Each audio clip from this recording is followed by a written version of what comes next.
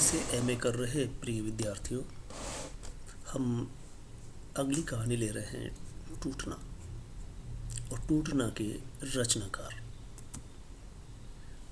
टूटना के रचनाकार का नाम है राजेंद्र यादव। राजेंद्र यादव ऐसे साहित्यकार है जिनके विविध आयाम है। अगर हम एक भी आयाम पर बात करते हैं तो दिन भर उसी पर ठहर कर बात की जा सकती है। आपके आयाम है विमर्शकर्ता, संपादक, कथाकार और विचारक। इसके अलावा अपने कार्य में बहुत बड़े प्रयोगकर्ता के रूप में जाने जाते हैं। इसके बारे में हम फिलहाल इतना जान लें कि एक उपन्यास इन्होंने प्रयोग के बतौर लिखा, उसका नाम था 1 इंच मुस्कान। अब तक जितने भी उपन्यास लिखे गए एक ही उपन्यास के द्वारा लिखे जाते रहे, लेकिन 1 इंच मुस्कान ऐसा उपन्यास है जो राजेंद्र यादव के द्वारा भी लिखा जाता है और मन्नू भंडारी के द्वारा भी। अब आप जानना चाहेंगे कि ऐसा कैसे हुआ, तो पता चला कि इस उपन्यास में नायक और नायिका दोनों को अलग अलग उपन्यासकार अपनी तरह से लिखते हैं। जब नायिका को लिखना होगा तब मन्नू भंडारी लिखेगी, जब नायक के बतौर लिखना होगा तब राजेंद्र यादव लिखेंगे। अगला है नई कहानी के आंदोलनकर्ता के रूप में भी आप जाने जाते हैं। और नई कहानी के आंदोलनकर्ताओं में इनके अलावा 2 और रहे। 2 और होने से ये एक त्रिकोण यानी त्रय बनता है। नई कहानी की त्रय कहलाते हैं, जिसमें आते हैं राजेंद्र यादव, कमलेश्वर और मोहन राकेश। 1950 में 10-12 कहानीकारों का एक ऐसा ग्रुप था जो कहानियाँ लिख रहे थे, और वो कहानी एक दिन नई कहानी के रूप में जानी पहचानी जाती है। राजेंद्र यादव और ये दोनों मिलकर के इस नई कहानी के जनक के बतौर कहलाते हैं, या कहें कि नई कहानी के आंदोलनकर्ता के रूप में पहचाने जाते हैं।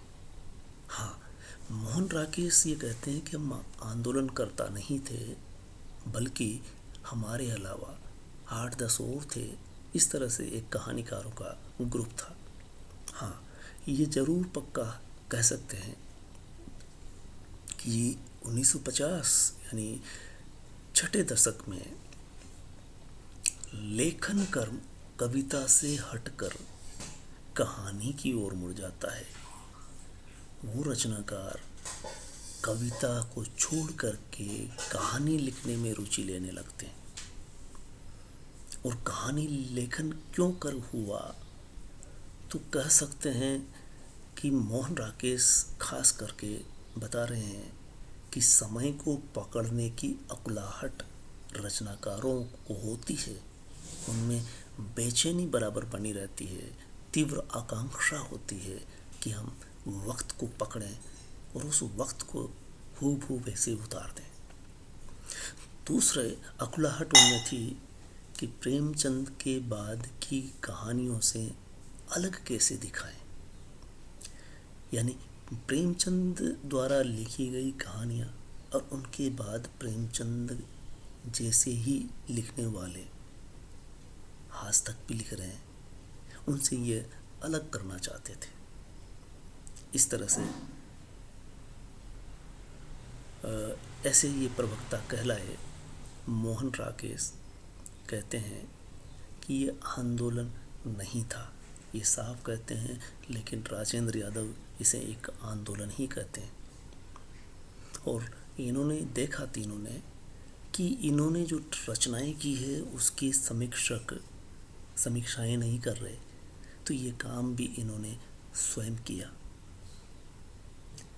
जैसे समानांतर कहानियाँ करके राजेंद्र यादव लिखते हैं, जिसमें 20 कहानीकारों को उस दौर की मुकम्मल कहानी के रूप में जानते हैं। इनकी कहानियों में समय की यथार्थता और परिस्थितियों का पूर्व लेखन से अलगाव करना इनका मुख्य काम था। तो इस तरह से हम समझ सकते हैं कि वो दौर जिसमें राजेंद्र यादव टूट ना कहानी लिखते हैं, ये कहानी भी नई कहानी के बीच में ही इसे भी पहचान मिलती है, पहचाना जा सकता है। राजेंद्र यादव कितने बड़े रचनाकार थे, आप उनकी रचनाओं के बारे में जान करके समझ सकते हैं। टूटना के अलावा आपकी रचनाएं थी, आपके उपन्यास देखिए, सारा आकाश, उखड़े हुए लोग, श और माथ, उल्टा, अनदेखे अनजाने पुल, मंत्रबिद्ध। इसके अलावा कहानी संग्रह देखिए, देवताओं की मूर्तियाँ, खेल खिलौने, जहाँ लक्ष्मी कैद है, छोटे छोटे ताजमहल, किनारे से किनारे तक, टूटना, ढोल और अपने पार, वहाँ तक पहुँचने की दौड़, श्रेष्ठ कहानियाँ, प्रिय कहानियाँ, 10 प्रतिनिधि कहानियाँ, और इसी तरह से चुन करके प्रेम कहानियाँ। ये हुई कथात्मकताएं जो इन्होंने लिखी। लेकिन इनके अलावा भी कांटे की बात, ये विचार परक 4 खंडों में लिखी जाती है। इनके अलावा समीक्षात्मक निबंध, एक दुनिया समानांतर, जिसमें स्वतंत्रता के बाद महत्वपूर्ण क्लासिक कहानियों का ये विश्लेषण करते हैं अपने स्तर पर। कांटे की बात की जहाँ तक बात है, आप हंस का संपादन करते हैं, उसमें कहानियाँ और कविताएं होती हैं। उनका आप जब संपादन करते हैं तो एक संपादकीय भी लिखते हैं जो 12 महीने में 12 हो जाते हैं। उसको भी आपने संकलन के रूप में लिया और नाम दिया कांटे की बात। यानी हंस के संपादकीय पुस्तकाकार रूप में सामने आते हैं।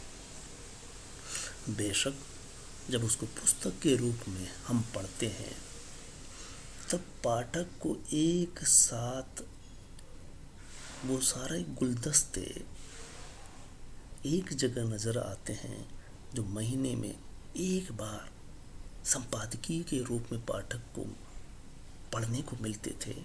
तो पाठक में जो ललक रहती है, जो पढ़ने की जिज्ञासा रहती है, और महीने भर का